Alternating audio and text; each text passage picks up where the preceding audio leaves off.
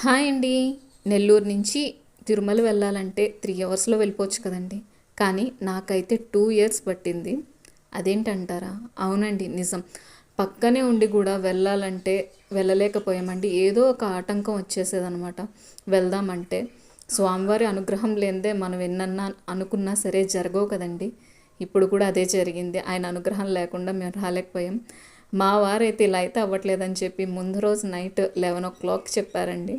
చెప్పి మార్నింగే రెడీగా ఉండండి, తిరుమల వెళ్ళిపోదాం అని ప్లాన్ చేశారు. నాకు అప్పటికి కూడా డౌటే, ఏదన్నా ఆగుతుందా ఏంటి, స్వామి ఆపకు అని చెప్పి అనుకున్నాను నేనైతే.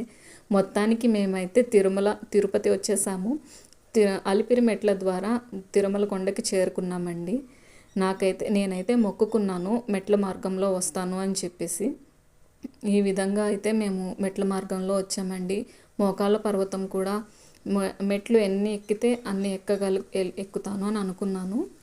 నేనైతే 143 ఎక్కానండి. ఇంకా అంటే అప్పటికి టైం అయిపోయిందనమాట, 6 అయిపోతుంది. పైకి వెళ్ళాలంటే పిల్లలతో ఇబ్బంది కదండి. మళ్ళీ 6:00 అంటే చీకటి పడుతుంది, తర్వాత ఏ టైం అవుతుందో అని చెప్పేసి నేను ఇంకా ఎక్కలేకపోయానండి. మొత్తానికి ఈ విధంగా అయితే మా జర్నీ ఎండ్ అయ్యింది. దర్శనానికి కూడా స్టార్ట్ అయిపోయాం. నెక్స్ట్ డే నేనైతే దర్శనం అయితే మాకు నైట్ 9కి స్టార్ట్ అయితే నెక్స్ట్ డే ఆఫ్టర్నూన్ 2:30 కంప్లీట్ అయిందండి. మొత్తం 18 అవర్స్ పైనే పట్టింది మాకు దర్శనం అవ్వడానికి.